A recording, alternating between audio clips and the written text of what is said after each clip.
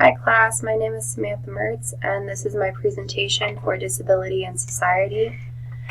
I chose to do my paper on a topic that I'm very interested in. Basically, I chose to look at socialization and community integration for those who are developmentally disabled. And the reason why this really stuck out to me as a topic to do more research on is because for the past year, I've been working for a company called Martha Lloyd Community Services, and I'm a direct service worker for developmentally disabled people. And we do focus a lot on community integration and taking our clients out into the public, but it's always bothered me when I've taken them out and sometimes it depends on where we go, we get dirty looks or people look at us, and I just wanted to look deeper into it and figure out why this is happening. So this is just a slide going over the outline of my paper and the main points that I chose to cover.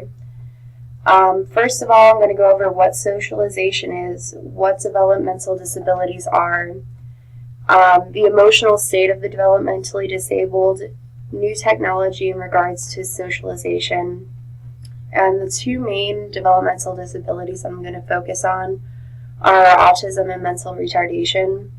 I'm also going to touch a little bit on institutions, adaptation to changing circumstances, the importance of communication as far as socialization goes, self-esteem, employment, and interactions between the developmentally disabled and typically functioning people. So the socialization process can be defined as a continuing process where a person acquires a personality identity and learns the norms, values, behaviors, and the social skills that are appropriate for their social situation. And I chose socialization as like the main topic of my paper because it's very important for the developmentally disabled. It's important for anybody, but for especially the developmental disabled as children to start the socialization process. But it's very important for the developmentally disabled for many different reasons. Because interacting with other people who are typically functioning, it can raise a developmentally disabled person's self-esteem while giving them a feeling of purpose. And they also feel like through the socialization process, through being with typically functioning people, that they're helping society in some way. So that's why it's so important to give them a reason and to feel like a regular functioning member of society. So what is a developmental disability? It is a cognitive, physical, or emotional disability dealing specifically with abnormal sensory or motor development of the individual. And usually developmental disabilities start during infancy or childhood, and if the parents are involved, they'll see that their children or their child isn't hitting all the normal milestones of a typically functioning child, and a developmental disability interrupts the normal developmental stages throughout a person's life. So it's not just in their childhood, but that's normally when it's first noticed. So as far as emotions go, with better emotional stability, a person goes through a better socialization process. And it was found that in a study done by the Journal of Intellectual Disabilities in 2009, that the emotional state of children with developmental disabilities was of a lower priority than typically functioning children, which I found to be very surprising. I didn't expect to find that. I was kind of expecting to read that the emotional stability of a developmentally disabled child would be of a higher priority, but that's not the case. And with this lower priority of emotional stability, there is less focus on the emotions for the developmentally disabled child, leading to a more difficult socialization process.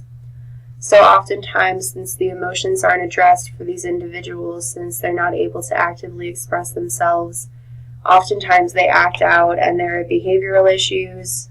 They will have weak social skills because they weren't able to express themselves, and they're not able to talk to people about the way that they feel more so than a child who's typically functioning. So I found that to be pretty surprising.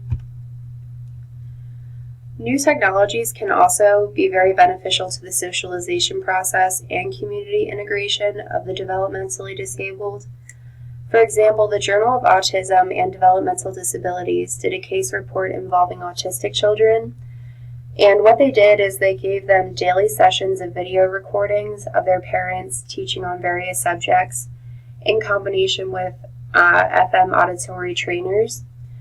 And using this new technology and starting early, which is like one of the big topics that I focused on in my paper, is early intervention and early diagnosis. So with this early intervention and with these new technologies, this helped promote better eye contact, better word production, and proper use of words for the autistic children that were used in this study. So that was also something else that I found to be very interesting, because even though it's non-traditional, it's a non-traditional way of teaching, it still helped the child in some way through the socialization process, which was really cool. And with that said, just digging a little bit deeper into autism and autism spectrum disorders, 25 to 30% of children who are diagnosed with ASD or autism spectrum disorders, they'll never be able to develop a functioning language. So, if we can continue to promote these new technologies and early intervention, I personally feel like it could be very beneficial to not just the language aspect of autism, but just better interactions and a better socialization process. So just because it's non-traditional doesn't mean that new technologies are necessarily a bad thing. It helps a lot of children in this case. And mental retardation is another developmental disability that I focused on in my paper. And mental retardation is when the individual has profoundly lower than average mental capabilities and difficulties in reacting to adaptation. And I know it's gotten a lot better in our society with breaking down the barriers between those with developmental disabilities and those who are typically functioning. And ever since the fall of institutions after the 1950s, it has gotten better throughout the years, but there's still a lot of stigmas and stereotypes that go along with the mentally retarded, people thinking that they're inferior to the general public and mean things are said about them and things like that. But through it all, it's been shown that 64% of mentally retarded people want to participate in the community more. But the thing is, they're not able to oftentimes. I know with the company I work for, it's a little bit different because we have special events for our developmentally disabled clients and whatnot. But depending on the area you go in, there isn't a lot of opportunity for the developmentally disabled, especially the mentally retarded, to join the general public in activities and events and that sort of thing. So even though they do yearn for community involvement, they don't always get the opportunity to be involved as much as they'd like. And a 2002 study showed that mentally retarded teenagers engage in completely solitary behavior as opposed to a typically functioning teenager. So, for example, mentally retarded teenagers were shown to play video games by themselves or watch TV by themselves, where the typically functioning teenager would be out playing with his friends or spending time with his family. And even when it comes to older mentally retarded populations, oftentimes they don't have the opportunity to interact with anybody besides a paid staff member or their family members. So they're losing out on friendships and interactions with just community members or any typically functioning person who isn't paid to be with them or isn't a part of their family.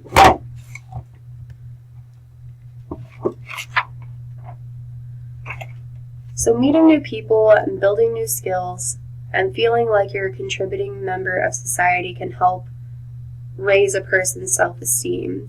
It also gives a person a sense of belonging when they're put through the socialization process, because if you have to work, if you have to go to events, you're going to meet people with common interests and you're going to feel some sort of connection to them. If we keep on depriving our developmental disabled populations of community integration, they're not going to be able to feel that sense of belonging and feel like they have a purpose in society. And And it's shown that those who have more social interactions have higher self-esteem. So by denying those populations of social interactions, we're pushing to lower their self-esteem, and it's just not fair to cut off somebody because of their IQ or their social abilities. And learned helplessness is a result of negative self-image, and as a result of social status that's given to a person, such as a lower social status that's given to the mentally retarded. Lack of integration will inevitably lead to developmentally disabled populations feeling powerless in the decisions affecting their own lives. They should have the choices and be able to pick up the activities that they want to participate in, no matter what. So this concludes my presentation. I'm going to attach my paper that goes along with it, and if anybody has any questions, please let me know. Thank you for listening.